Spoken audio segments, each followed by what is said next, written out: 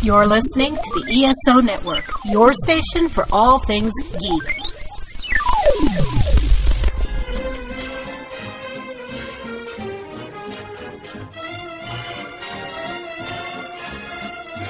Hello, world, and welcome to Tales from Hollywoodland, a veritable feast of movies, television, Broadway, showbiz stories, and even a little bit of news and gossip with Julian Schlossberg, Arthur E. Friedman, and Stephen J. Rubin. And hey, I'm your producer and announcer, Mike Faber. Today, we're looking at famous Hollywood families. And now, here's Steve. Hi, everybody. Welcome to our show. This is going to be a real fun one because it seems that Hollywood is built on nepotism. There's just a lot of family activity, more than you would even imagine. I was telling Arthur last week that I watched a movie which I'd never seen before called Until They Sail from 1957. Which is early Paul Newman, Gene Simmons, and an actress named Joan Fontaine.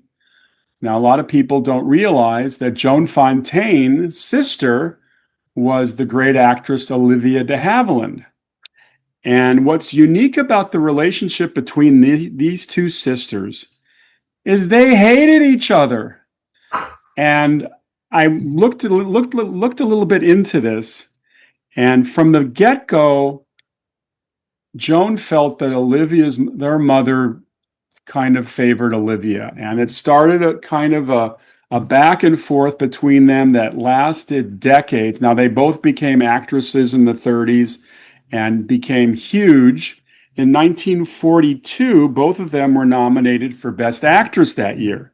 And Joan Fontaine won it. I think it was Julian, was it Suspicion? Was that the winner that year?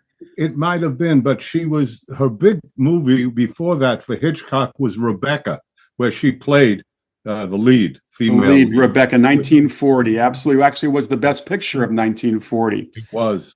And it's amazing as you read into their relationship.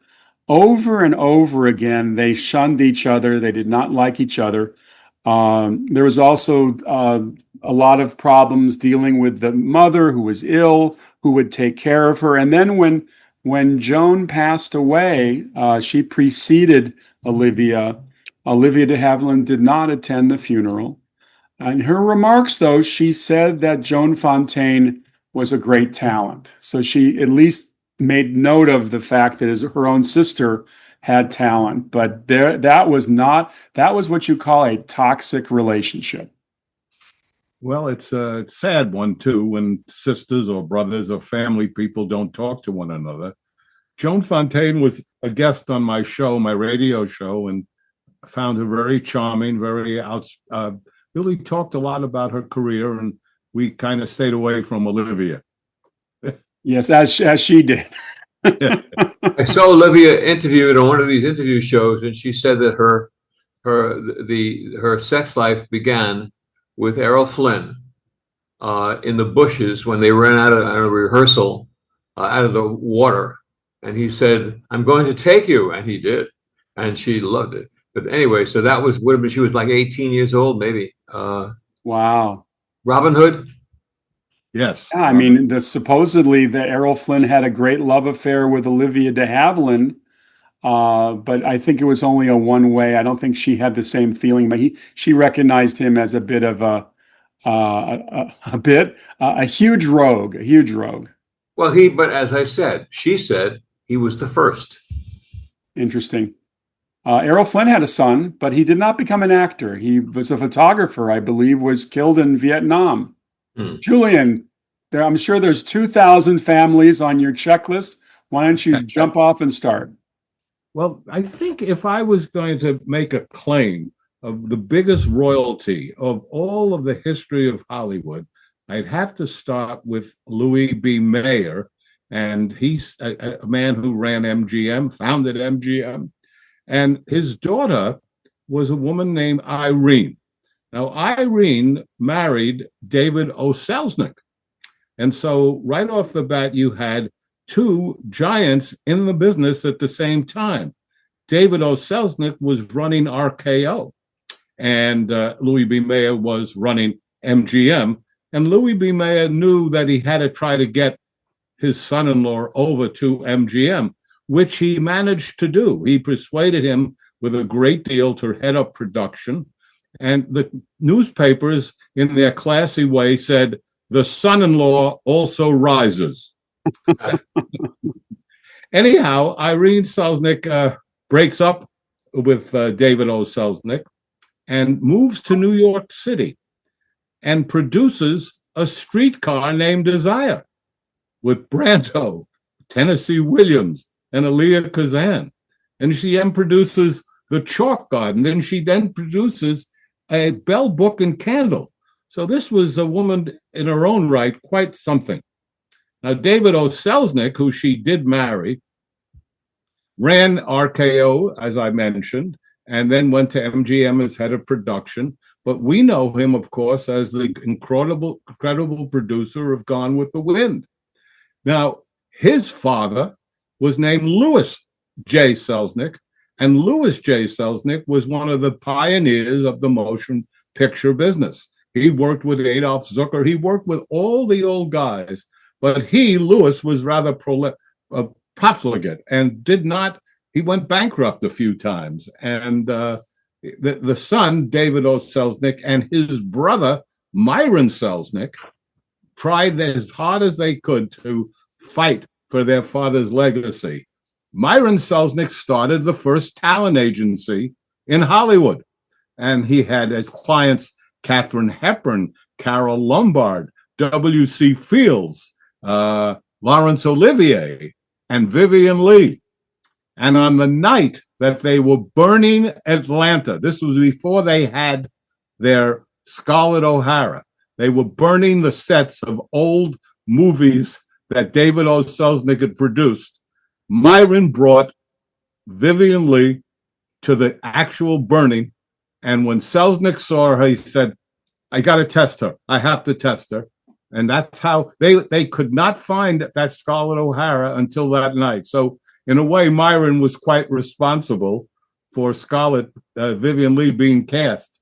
And finally, Myron was the one who pushed David to bring Alfred Hitchcock over. And that's how we found Rebecca. And as Steve pointed out earlier, it won the Academy Award in 1940, David O. Selznick, but in 1939, he also won for Gone with the Wind. So that group of people, Selznick, Mayer, incredible royalty, who really, in many ways, had some of the biggest credits in all of Hollywood. Well, David O. Selznick would be included in a handful of geniuses throughout the industry. He would have to be in the top five. His work was incredible. It was a great book that actually Julian referred me to about Gone with the Wind, and to see what this guy did in terms of his notes, and he was on everything that took place in that movie, which is arguably the greatest movie ever made.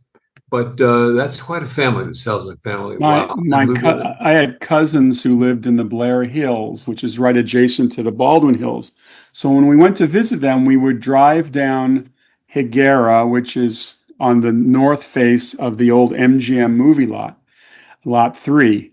And we would drive by, and there were like hundreds of burnt out wood structures, just blackened structures. And I always wondered, why do they even keep these blackened structures all set up? It was from the burning of Atlanta. I was driving by the burning of Atlanta. What an historical moment. By the way, David O. Selznick eventually falls in love with Jennifer Jones and steals her away from Robert Walker. And as I think I mentioned last week, we were talking about this new book on the making of Strangers on a Train, just traumatized that actor because he was very much in love with his wife. And he never recovered from that and died shortly thereafter. So in terms of power, David O. Selznick, he wielded it on the film lot, and he wielded it in romantic circles as well. And he stole Jennifer Jones as you say, from Robert Walker. He went after her aggressively and succeeded. And then tried to make her a bigger movie star than he could. Even he could not do what he wanted to do with her, but she certainly still starred in movies, of course. You ever see a movie called Portrait of Jenny that he produced and she starred in? Yes. Not so great. But Duel in the Sun, yes.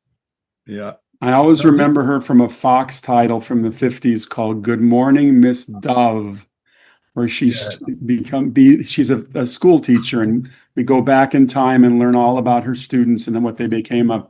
Yes, and then of course she stars opposite William Holden in a movie my mother treasured called Love is a Many Splendored Thing. Me too. She played a Eurasian doctor. Great movie. Great movie, and probably the height of William Holden's power in romantic circles. And Jennifer too. That period of Miss Dove and that Duel in the Sun and that movie, absolutely. But it's interesting, very few people realize that the man who okayed King Kong was David O. Selznick. It was David O. Selznick running RKO that said yes to they were very afraid of doing it. It was going to be very expensive compared to what they had done before, and he fought for it with Merlin Cooper, and they made it. Very few people say no to King Kong. Some of my family went into New York a couple of weeks ago on vacation, and the boys are 9 and 7. Anyway, they went to the Empire State Building, and there is a big exhibit on King Kong, which I'd never seen, but I understand why. That's King Kong that will be there forever in the Empire State Building. The association will live forever. It's true. So true. Well, I'll bring up a family known more for television, although one of the sons was in a lot of fun movies. Ozzie and Harriet Nelson had 2 sons. One, of course, was David, who became more of an executive type, but they also had Ricky Nelson, who became a pop idol back in the 50s and early 60s, and starred opposite Jack Lemmon in one of my favorite movies of 1960, called The Wackiest Ship in the Army. Previous year, of course, he got much more attention for his stint opposite Dean Martin and John Wayne in Rio Bravo.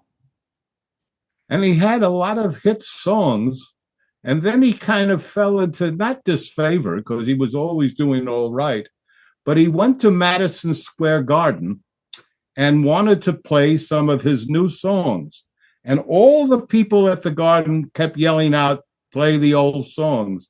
And he wrote a song called Garden Party. It's about that. And I went to a garden party and everybody was there, et cetera, et cetera. Sure. So unfortunately, like a lot of great pop stars, he happened to get on an airplane and that was that. We've lost too many stars, especially in the music world, to airplane crashes. Just terrible. Ricky Nelson had a very unique voice. It could have even been a voice that could sing without music, without musicians. He had a great voice, and he had a couple of huge hits. Now they say the 3 biggest love affairs in the history of Hollywood were Ozzie and Harriet, Lucy and Desi, and Danny Kaye himself. That's what they said. They say that falling in love is wonderful too. Well, we should talk, of course, about the Fondas, because that's a hell of a family, and we all kind of grew up with either Henry or Jane or both. And Peter was in some wonderful movies, and then Peter's daughter, Bridget Fonda, who had some real hits and walked away from the business. She just said, I'm not doing this anymore. I want to have a, quote, normal life, and never did a movie again. She was very good as Andy Garcia's girlfriend in Godfather Part 3, which, of course, also starred Sofia Coppola, who was the daughter of Francis Ford Coppola, and got the role of Al Pacino's daughter because, oh my God. Winona Ryder. Thank you. Winona Ryder What was the story on Winona Ryder, Julian? That Well, there were a few, but whatever it was, she couldn't do the movie. she couldn't do the movie at the last minute, and they had to scramble. And you just don't scramble people like Francis Ford Coppola. So he chose his daughter to play a seminal role in the film. And let's just say that after Godfather Part 3, Sofia Coppola became a film director. And a very successful one. Very successful. Winona Ryder is, by the way, a real name, Wendy Horowitz. She had a little problem in life, which was shoplifting. And someone told her that if you can't straighten this out, at the very least, could you pick me up a mixmaster? Hello, Henny Youngman. Pick me up a mixmaster, Steve. Anyhow, let's look at that Coppola family. That mashbucha is unbelievable. We can go in any direction there. Nicolas Cage. Whose real name is Talia Shire. And Nicholas, of course, is Nicholas Coppola. Talia Shire. It's all over the place. Francis himself. His father, Carmine, an incredible musician. Yes. I worked for Talia Shire for 2 years. She and producer Jack Schwartzman, who produced the James Bond movie Never Say Never Again, had a company called Talia Film. And Talia was just a wonderful presence, a very supportive presence. And her son, Jason Schwartzman, has become a huge star, particularly for the film director, trying to remember his name, does all of... Wes Anderson. Wes Anderson, thank you, Mike. Yes, Wes Anderson films. But Jason's become, and his brother Robert is a musician. I remember when I worked at Talia Film back in the 80s, these two little kids, little 3 or 4 year olds, were running around the office. Little did I know that they'd become major entertainment figures, particularly Jason. And Talia had been married to David Shire, who's a very important music man in the motion picture business. Right. He scored a lot of movies, and I didn't know that until this very moment. Oh yeah, All the President's Men. Oh yes, 3 Days of the Condor. A number of great Conversation. The Conversation. Yeah. So Christmas 1986. They're having the annual Hollywood Christmas parade, except it's on Thanksgiving. It's around that time. Go figure why they do it then, but they do it. And Talia, we were about to release a movie that Talia's company with Jack called RAD, R-A-D, about BMX bicycle racing. So as head of publicity for Talia Film, I convinced the Hollywood Christmas Parade to have her in a float in a car with dancing bicyclists all around her, kind of promoting the film. So I don't know if any of you have ever been in a parade, a night parade, but when the cars come past the lighted area, and they're interviewed by the on-air host, it's very bright and fun, and it seems very show busy. But as soon as they leave the lighted area, they got to go on this circuit where it's dark. And every 30 feet, I heard somebody yell, "Yo, Adrian!" I was worried because, we had no protection whatsoever. They could have jumped on the car, but we got through it okay. But Talia Shire was great. And obviously her brother, Francis, is one of the most honored filmmakers we've ever had. It's interesting, too, to read that Sofia Coppola was married to the director, Spike Jonze. That was really surprising to me. Yeah, maybe it was to Sofia, too. Well, when I saw Being John Malkovich, I said, wow, this guy's a real talent. But where's Spike Jonze been since? I mean, I don't know of a film he's made since Being John Malkovich. That was easily 20 years ago. But I will say this, that was one of the funniest, most creative, brilliant movies I've ever seen. Oh, sure.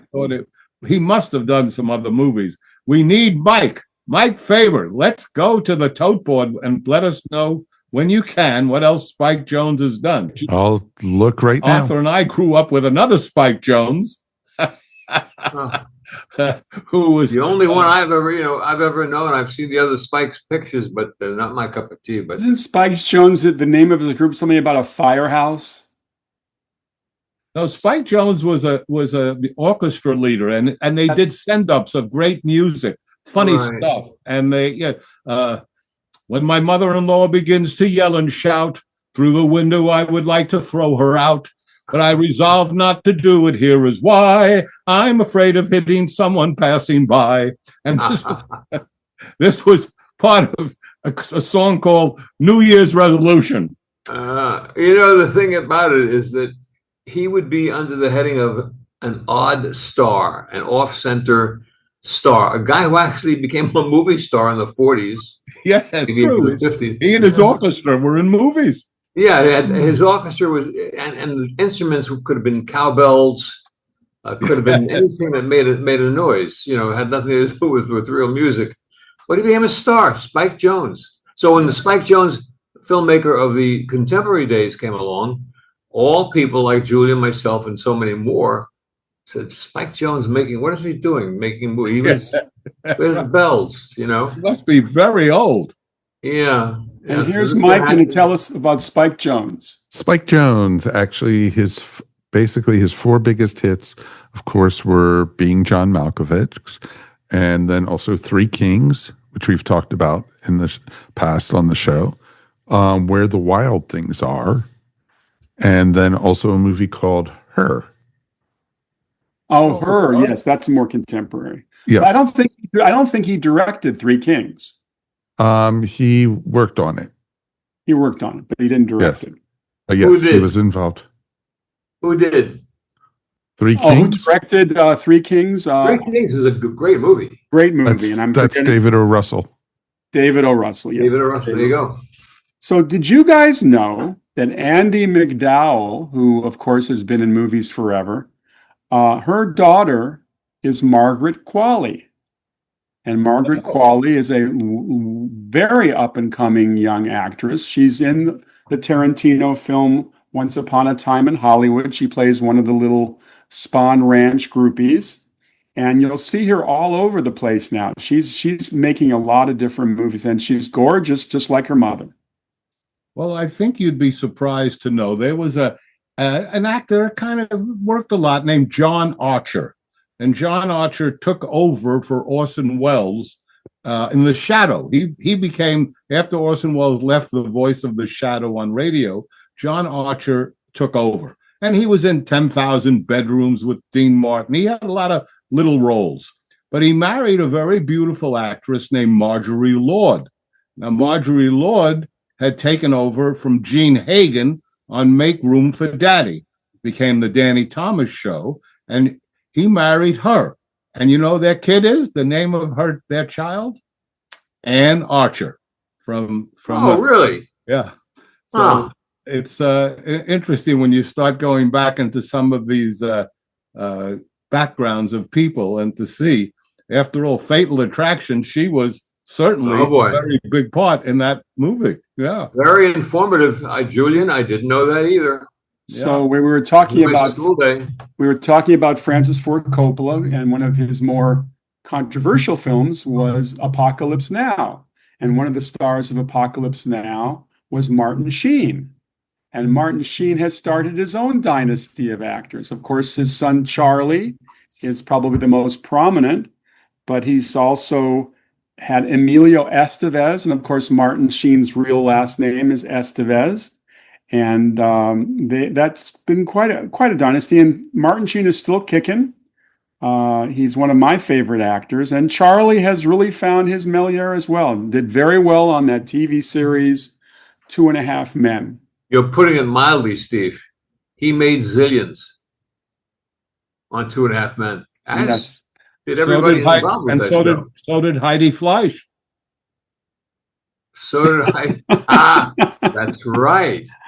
That's right. She got a lot. You know what Heidi Fleisch said to John Wayne Bobbitt? For you, half off.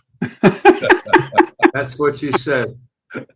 Oh yeah. Heidi Fleisch. This is a variety show today. We get a little stand-up comedy. We get a little Julian singing. I mean, might as well. Mike Faber, why don't you do a little tap dance for us? We'll enjoy that. Now here's another. If only we're a video podcast, Oh, I would yeah. grace you with my talents right there. So here's another did you know moment. Peter Graves, the star of Mission Impossible, his brother was James Arness, the star of Gunsmoke. Yes. That's right. And James Arness was a giant, not only 6'7", but a giant war hero. He was at the Battle of Anzio, and he was shot in his leg. He won not one, not two. He won 3 Bronze Stars. He won a Purple Heart, and he had this bad right leg his whole life. Every once in a while on Gunsmoke, they screw up a bit, and you can see him. Not Chester. He's limping. He's limping. So he was quite a guy. Arnez wanted to be an Air Force pilot, and he was turned down because of his height. They had a restriction. No one over 6'2" could be a pilot. So he obviously became an infantryman and got. He was very much touted by John Wayne, and I think, as I recall, John Wayne turned down the role of Matt Dillon in Gunsmoke and recommended James Arness to play him, and introduced the very first one for his friend James Arness. And we know him as kids as the Thing. He was the Thing. Pilgrim, I'd like to tell you about this new show. It's called Gunsmoke, starring my friend James Arness. I think it's time for Mike to dance. Julian, let's do a duo. Okay. Don Rickles said that James Arness hurt his career one time jumping on the horse and hitting the saddle on an angle. And he was never the same after that. Well, that's what he said, guys. At least he didn't speak in a high-pitched voice. Another family we should talk a little bit about is the Carradines. Oh, yeah. Starting with John Carradine, one of the great character actors of all time. And I think if you look up in IMDb, John Carradine probably has 300 film credits. He's one of those actors who was literally in everything. Was he in the House of Wax? John Carradine in the House of Wax? I don't know. I don't have the list in front of me. But that voice. I had the privilege of directing him in a documentary we did called Hollywood Ghost Stories. And he couldn't have been nicer, easier to work with. What a beautiful voice he had. And very sad for me because he was a terrific Shakespearean actor. He's sensational in The Grapes of Wrath. He's a fantastic actor that ended 25 years doing crap. Just basically a lot of crap. Had the great face and the great voice. He and Vincent Price and Boris Karloff, a lot of those wonderful character actors of the 30s, 40s, started to do movies in the 50s where they were just trying to get work to support their families. And you're right, they took on a lot of crap. But John's son was, of course, David, and he had 2 other sons, Bobby and Keith. All of them have had good careers. I had the privilege of working with David in one of David Carradine's last movies, which I'm one of the executive producers on. It's currently on Netflix. It's called My Suicide. It's a teen dramedy, which has saved lives, by the way. Teens who have watched this movie, who were about to do themselves in, watched the movie and wrote to us and said it saved their life. So that was kind of the ultimate response on a movie. When did you make that, Steve? We shot it in 2005. It was in post-production for 4 years. Not released until 2009. Won the Berlin Film Festival in its class, 2009, the Crystal Bear, and 20 other Best Picture awards. It's also sad because David may have died by suicide, but he certainly did hang himself in Bangkok in Thailand. It was one of those strange sexual rituals, kind of very tawdry, but he left behind a great performance. He says something in the movie, though, is very telling. He tells the young boy who's the star, Gabriel Sunday, a wonderful young actor, that it's okay to kill yourself, but kill the side of yourself that you don't like so that you can still wake up the next morning and enjoy the fruits of life. And we should talk about the fact that he had a giant hit series, David, called Kung Fu. Kung Fu. And on Kung Fu, he had Keith on his show as guest stars. He had David on. He was very good about doing that. He had his brothers come on and do the show. They had another brother. Interestingly enough, this Carradine brother was a vice president author of Disney. And he was an architect. And he designed many of the rides on Disneyland and Disney World. He was there for many, many, many years. He was the non-acting son of John Carradine. So. And speaking of non-actors, we should talk a little bit about one of the original comedy families, the Marx Brothers. Yes. And of course, and we have to add Gummo and Zeppo. Zeppo, which I would consider to be the non-acting part of the family, or at least the non-comedic part of the family. Zeppo was in movies. I don't think Gummo was ever in a Marx Brothers movie. Not a movie. He did stage work with them. His name was Milton, which I guess Gummo might have been an improvement. It's funny, all those years I love the Marx Brothers. I didn't realize that every time I called Chico, I was pronouncing it wrong. It was Chico. He was the one chasing the chicks. Chico.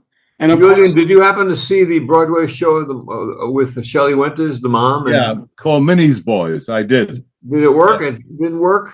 No, it really didn't. But I loved it because I just loved the Marx Brothers. And Louis J. Stadland, who I don't know if you guys know who that is, but he's a fine actor. He played Groucho Marx. He was extraordinary. Mm. And Susan Stroman, when she was looking for replacements for the producers, brought him in to take over for Nathan Lane role at one time. So, but he was sensational. And the play, it was good off. It wasn't bad, but it wasn't what I was hoping for, I guess, Yeah.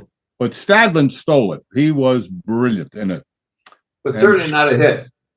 No, it was not a hit. Yeah. And Shelley on my show was not a hit. I would never have her back. I wonder if anybody has a recording of an interview with Harpo Marx. Because Harpo Marx, of course, one of the great mimes of all time, could really speak. He was a speaking man, but he preferred to play a mute. It's kind of an unusual desire to play a mute. And I often wonder what was the story behind it. I'll have to read into it, but it would be interesting to hear an interview with Harpo, because I don't think I've ever heard Harpo. I think you can get one, because he did do some interviews, and he wrote a book called Harpo Speaks. Oh. And a very thick book, by the way. Harpo Speaks. So that would be interesting to see. We know that Zeppo was the original husband of Barbara Sinatra before she got Frank into her. Frank got her. Or both. And Zeppo actually, I believe he started a talent agency called the Zeppo Marx Agency, which was very much a presence back in the 50s. The Marx Brothers, whom I discovered, by the way, by accident. I stayed home from school one day with the flu. I saw that the TV guide said that Monkey Business was going to be on. I had recently seen the Cary Grant, Ginger Rogers, Marilyn Monroe movie, Monkey Business, which is about the fountain of youth kind of thing. And I thought, oh, good, I can see that again. And I turn it on, and there's this strange thing going on in a cruise ship with these weird, crazy guys, the Marx Brothers. That's how I discovered the Marx Brothers. Well, I owned most of my career the negative to A Night in Casablanca. It was the last Marx Brothers movie where the three of them played from beginning to end. They did come in at the end. Groucho did a cameo on a film that they were losing money on that Chico and Harpo had made. But I in getting the rights to A Night in Casablanca, I got all the paperwork of all the background of how this was put together. And I discovered a very fascinating thing. When they announced they were going to do A Night in Casablanca, I may have mentioned this to you guys. Warner Brothers sent a letter saying, we own the name Casablanca. You can't use Casablanca. And so the Marx Brothers hired a lawyer and went back and forth. And finally, Groucho said, just give me some paper, give me some pen. And I have the letter. And the letter specifically is written to Jack Warner. And he says, if you persist in keeping to say that you own the name Casablanca, and if we use it, you're going to sue us, we're going to sue you because we were the Marx Brothers before you were the Warner Brothers. Very good. So there you go. And they dropped the lawsuit.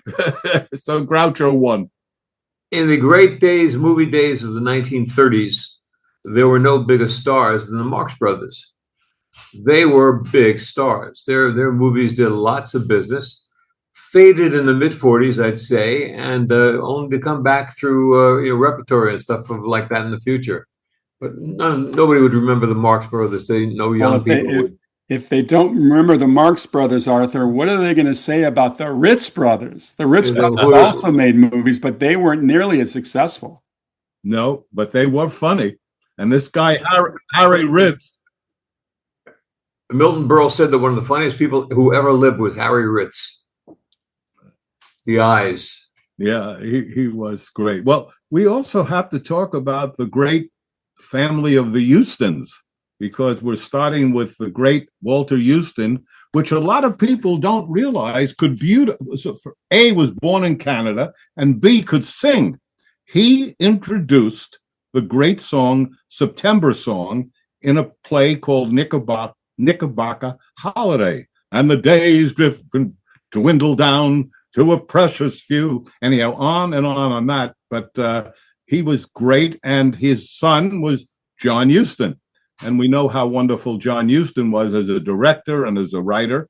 And he directed his father in The Treasure of Sierra Madre, and Walter Huston won the Academy Award.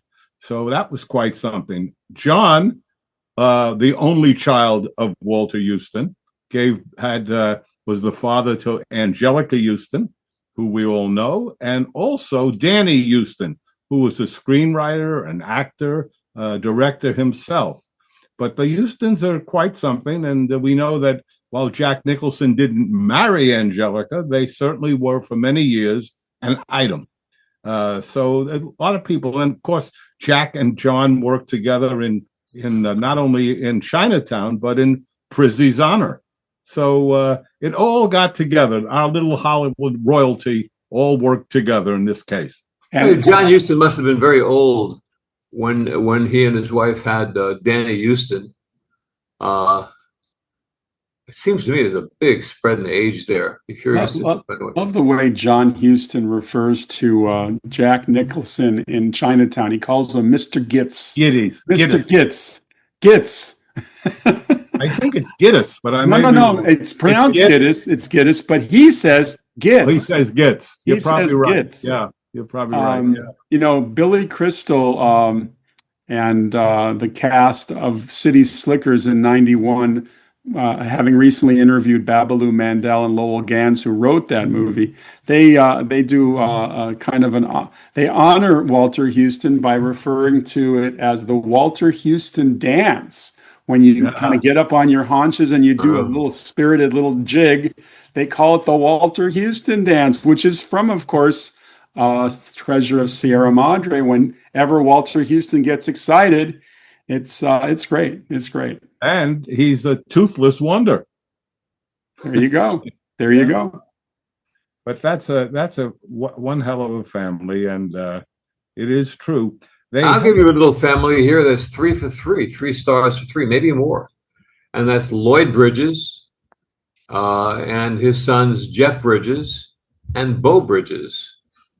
Unfortunately, we had a movie at United Artists with where Beau was a star, and it was called Gaily Gaily, a Norma Jewison movie that failed terribly, which is one of those things. But those guys have worked all their lives, and they're terrific. They're all terrific. All of them were terrific actors. Jeff Absolutely. I think Jeff became the most prominent and the most without question successful. Yeah. I've worked with Lloyd and I've worked with Beau.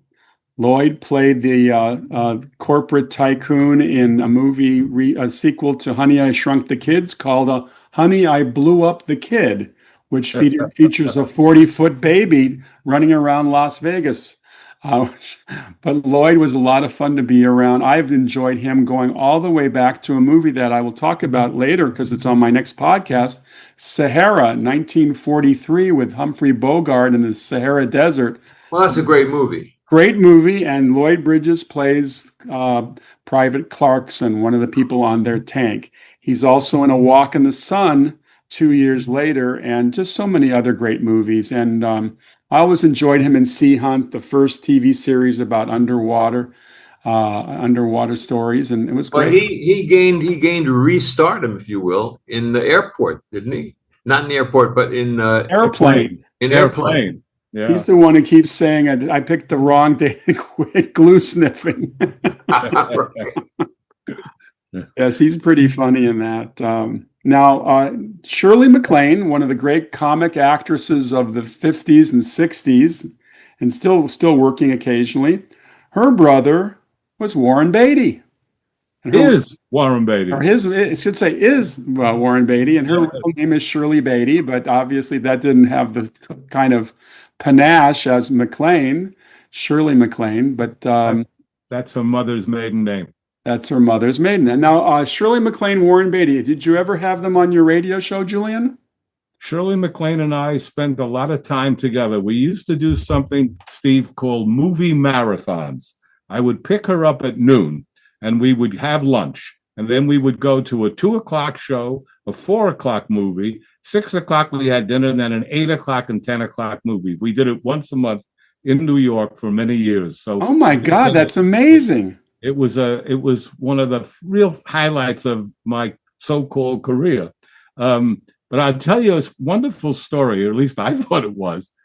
We were having lunch one day, and she said to me, "Do you sign up actors? Does Castle Hill, your company, do that?" I said, No, we don't. She said, "Well, I just worked with a young girl that's going to be a gigantic star."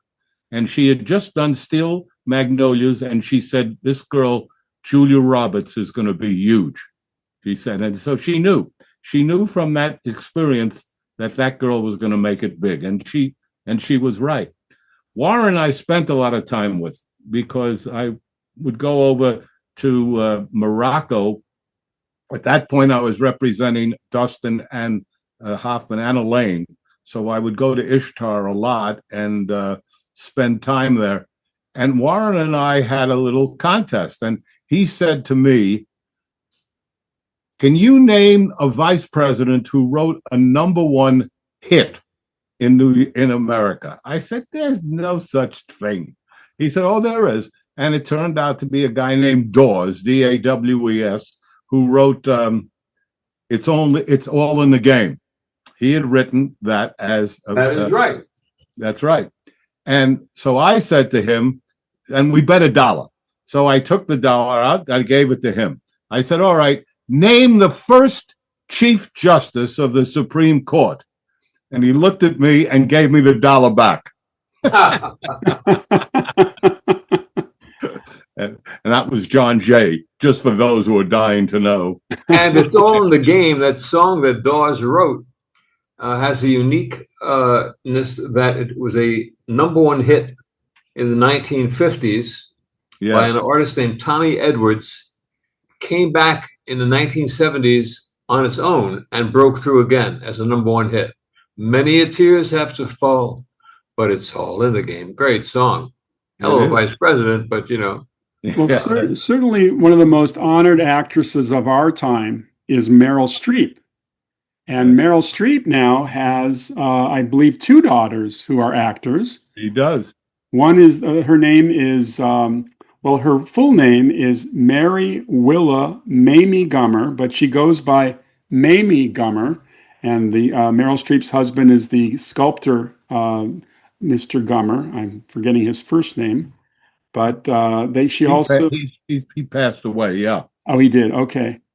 And I think, Steve, that one of the things our audience would probably have gotten by now, but it's worth mentioning, and that is that the nepotism of the film business, which is all over this show we're doing today, is based on a word called access. And if you have access, you must have access to get into the game. And that access that game could be anything. So there's nepotism all over the place. We hear it more about in Hollywood because of the glamour of it all. But the family thing is true not only in family businesses, but it's wherever you look, you'll find that there's nepotism applies.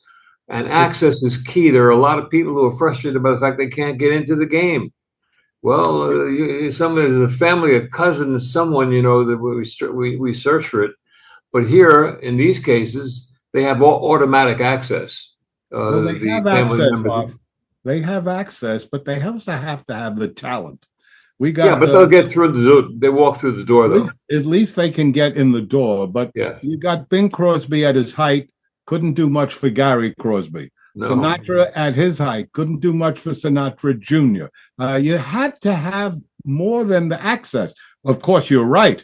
Without the access, you never have a chance. Yeah. But you got to be able to go and you got to be able to cut it. They can open the door. It opens the door, gets you in the door, but you gotta hit the ball. I agree. Right. I would say also that in Hollywood, the key phrase is, who do you know? But I would argue it's who do you know and who do they know? Because it is the access. If you know somebody famous, but they don't have their own connections, it's going to be big. Now, I recently watched a TV series, very popular show these days called The White Lotus. I think it's in its third season. And one of the stars of the latest edition is Patrick Schwarzenegger, whose father is Arnold Schwarzenegger. And he's actually very good. He's a good-looking kid. He has a good role in this latest edition, which I watched. And Arnold, I don't think Arnold knew anybody when he came out to Hollywood because he was a bodybuilder. He was a bodybuilder. He had made a movie called Pumping Iron. Right. And it became a little bit of a success. But the only time I ever met him and had dinner with him and George Butler, who made the movie, because I was trying to get Paramount to acquire it. And once again, I was turned down, which seemed to be much of my career. But anyhow, he said to me, I want to be a movie star. I can't be president, but I want to be a governor or a senator. He was a bodybuilder with a German accent from Austria. And I thought, this guy's sniffing glue. He can't even speak. He's nuts. He's got no chance. And he did it. Now, there's something my wife has taught me called the power of intention. Well, this man is the personification of the power of intention. He did it. Well, he did. And he did have, people who've never met Arnold or been up close to him, see him on the screen. He's a huge presence. But in person, he's not that tall. I don't believe Arnold's taller than 5'9", 5'8", but he presents himself on screen as like 6'6". He's huge. Yeah. He's got great camera angles. Didn't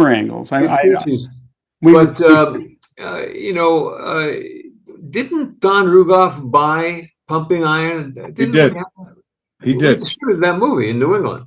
Yeah, he did. In fact, I was the one who got it to him. I got George Butler to go to Rugoff, who immediately said, "Why aren't you buying?" Right. Stay with Schwarzenegger for a second. What was the movie that got him into the mainstream? The Terminator. I think really? I think before that was Conan the Barbarian. I think. No, I think you're right. I think it's Conan. Was it? No, Mike? What do you think it is, Mike? Actually, Terminator was before Conan. Oh, well, then it would be Terminator. It was Terminator Conan and was his first real big break, and then he went to Conan right after. Mike, there was nothing before Terminator that got him out there? Well, he did the bodybuilding movie. Pumping Iron that Julian mentioned. Yeah, but that really after the mainstream, it was Conan. That was not a big movie. Terminator was a huge hit. It was a blockbuster film. But they took a chance with him because, they were worried that, he couldn't speak that much during the film. And that's why his lines were very limited in the original Terminator. Are you Sarah Connor? I'll be back, Yes. He did a film with Danny DeVito. Twins. Twins. Twins, right. We were managing John Panetta at the time, and John got into that thing. I've met Arnold several times, and he is what a presence he is. That cigars, the huge cigars, women sitting at his table at the Cafe Roma with huge cigars. They were smoking cigars. I remember Jacques Gabor's husband came into a lunch, just walked in his riding boots. I forget his name. He was a prince. So, everybody, a prince, and that's so she married him, marriage number 8. She was on group alimony by that time. And Arnold looked at this guy and said, this guy's a schmuck. But I never said SCHMUCK became SCHMACK. Schmuck. But he was funny. Arnold's down to earth, great guy. My favorite impression of is at the beginning of Predator when he who played Apollo Creed in Rocky. Carl Weathers. He sees Carl Weathers. He says, "Dillon, you son of a bitch!" And they slap and they hold each other in a big, handshake, and they're pulling and pulling. And Arnold says, "What's the matter? CIA giving you too many pencils?" And it's just classic Arnold. Pushing too many pencils is the word. Actually, I'm blowing my own line. But no. But I will tell you, the very first time I met Michael Palin of the Monty Python, we had breakfast together, and he walked over to the table and said to me, didn't say hello, didn't introduce. He said, "I always wanted to make a movie called Conan the Librarian." And I have to say, what cemented our relationship, I said, "I know the advertising tagline. Don't forget to return the book." Don't screw around with the librarian. It's like that porn title. You've heard of it, Julian. Forrest Hump. Yes. Well, there were also there was Sperms of Endearment, Steve. Yes. You heard of the first Jewish porn film? Debbie Does Nothing. Debbie Does Nothing. Steve, something. Reaction. Steve. Let's depart for 1 second here. These impressions you do, what would you say is the best one you do? We'd be curious to hear it. Oh God! Well, is there one great one? I always, there was one. They were casting for James Bond. There was talk of Jimmy Stewart as Bond, and I just can't picture him in that casino saying, "My name is Bond, James Bond, James Bond." No, Jimmy Stewart, the key to doing Jimmy Stewart is to slow down and say, "But that's just what Liberty Valance said." Just talk real slow. That's my Jimmy. That's pretty good. That's all right. How about Cary Grant, Steve? No, I can't do anymore. Sorry, I don't want to ruin the show.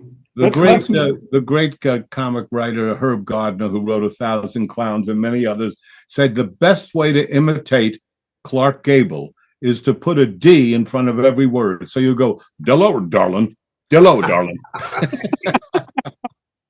This is true. Well, there are a lot of other famous families. I don't know. We don't have a lot of time, but we certainly have to mention Tony Curtis and Jamie Lee Curtis.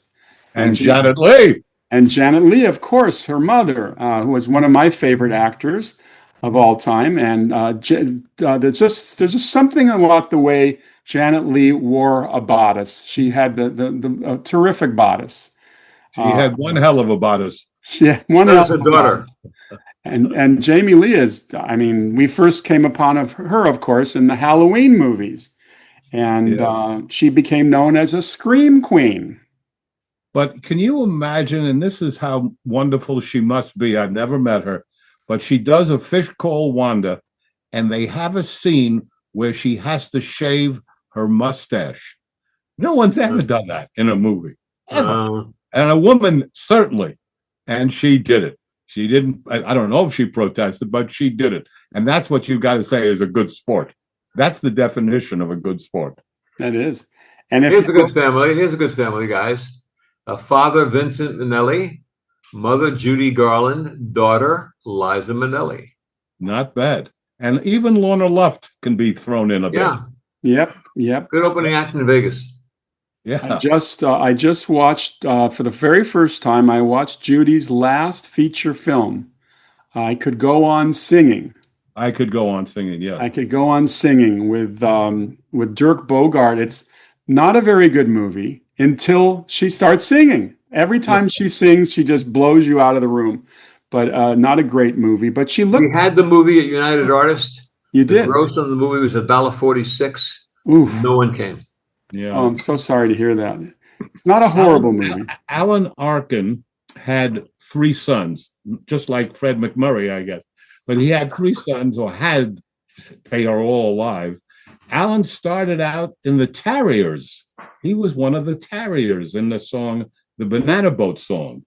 And Adam Arkin, his oldest son, you guys may remember, on the West Wing, played an analyst. Yes, he was great. He was really good. He was also in Chicago Hope. So he did okay. Matthew, He also was in Northern Exposure. He's been in a ton of things. That's right. Matthew, the second son, was a lawyer. He became a lawyer, but he went into acting, did a lot of acting, and he had the best line. He said, I said, well, you were a lawyer and you became an actor? He said, my worst day as an actor was better than my best day as a lawyer. Oh, God. That's pretty good. And I'll give you one, guys. A story that's been told many times, and then I found out that it in fact was true. It is said that the cheapest man that ever walked the streets of Hollywood was Fred McMurray. And as an example, they said that he would bring his family to Chasen's, order a bowl of soup, and then ladle it out from that one bowl to his twin daughters and to his wife. That's how cheap he was. One day I'm sitting in a restaurant, we're talking with some friends, we're talking about movies, and I hear a voice, could I join this conversation? Sure, come on over. My name is Katie McMurray. She was one of the twin daughters.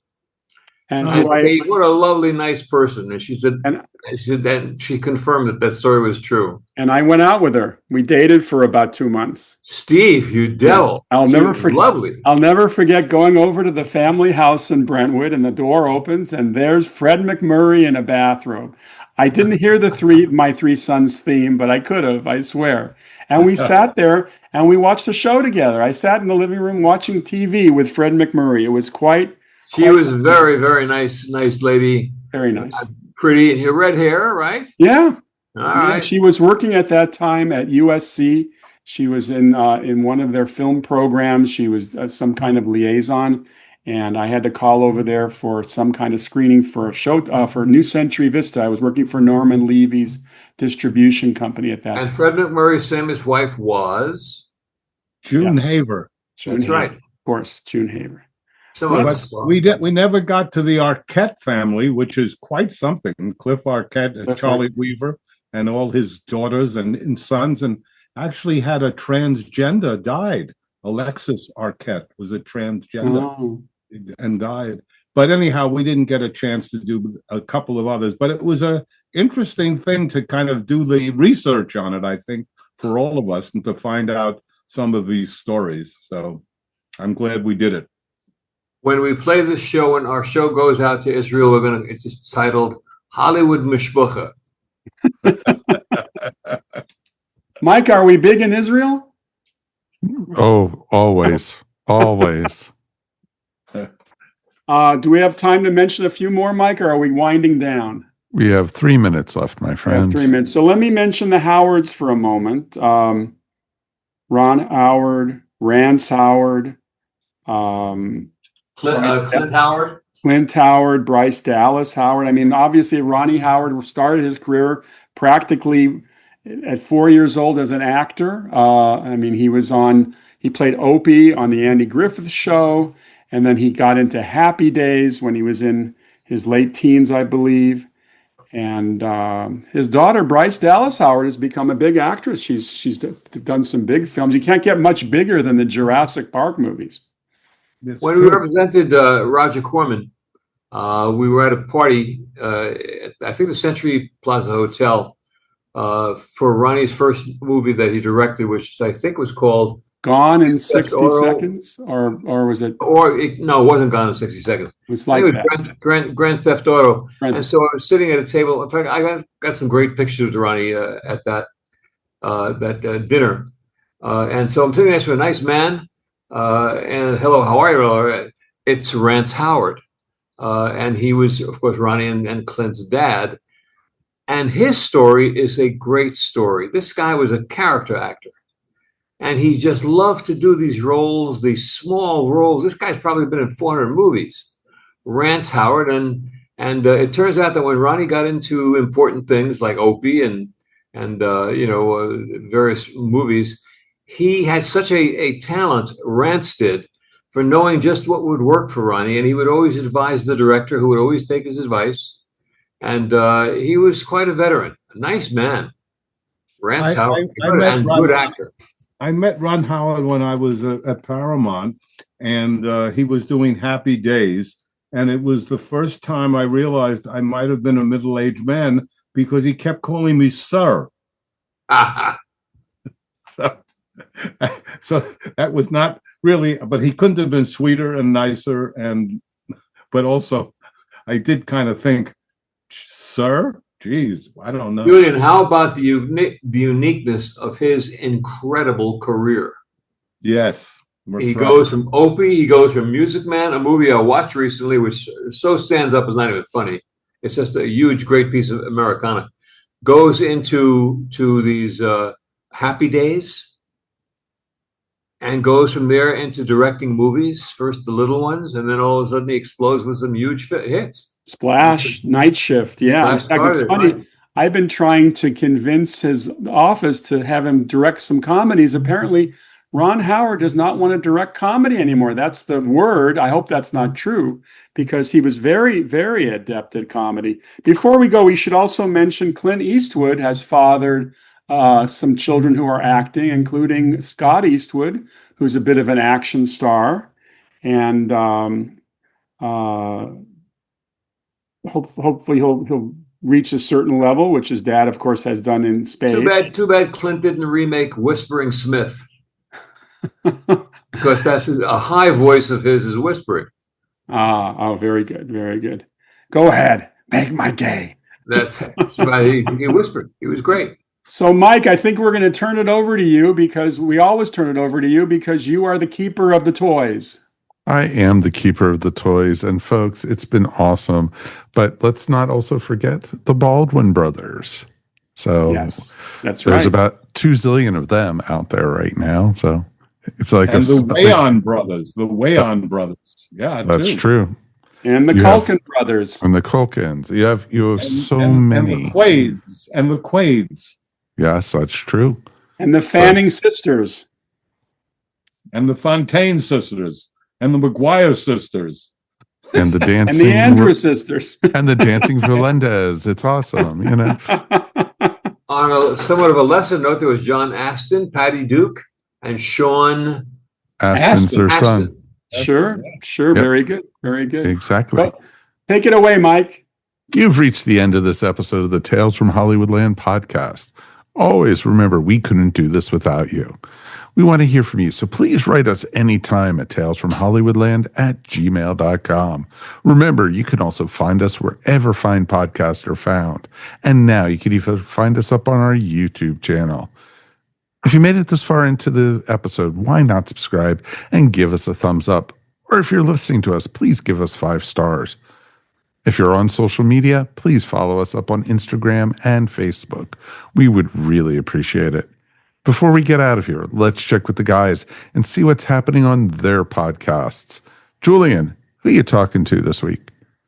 Well, this week is part 2 of my interview with Jeff Garlin, who for 12 years was the executive producer and co-star of Curb Your Enthusiasm, and also for 9 years was the head of a show on ABC called The Goldbergs.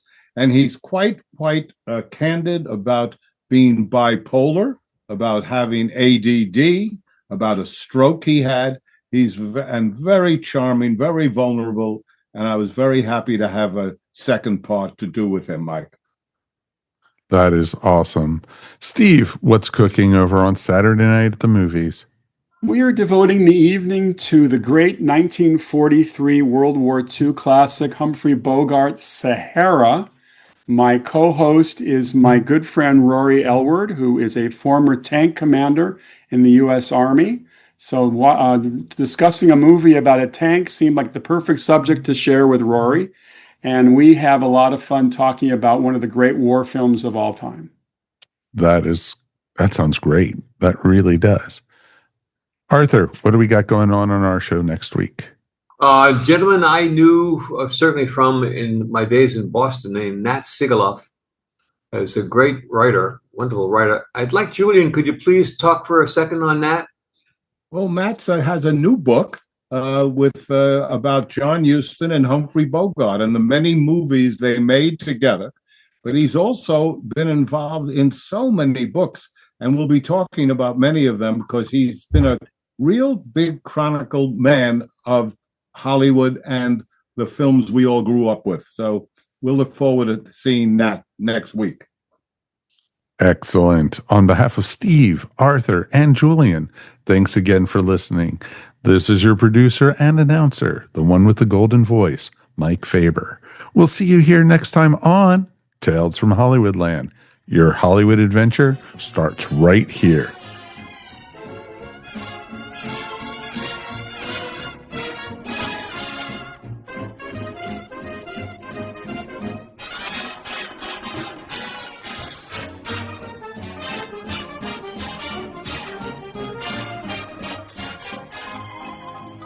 What's this? It looks like the end of the Bet Chums podcast. Holy recap! We've just reviewed 1 season and a half of the Batman 66 series. There's still so many fun episodes to go. But wait, it looks like there's one thing that can save us. Magic Batman. Catch Drew, Mike, and Magic Batman on YouTube, the ESO Network, or wherever fine podcasts are found. Bat Chums are ready to move out. Don't worry, the worst is yet to come. This has been a broadcast of the ESO Network. Be part of the crew and help support our shows by donating to our ESO Patreon or by shopping for the TeePublic store, which can all be found at www.esonetwork.com. The ESO Network, your station for all things geek.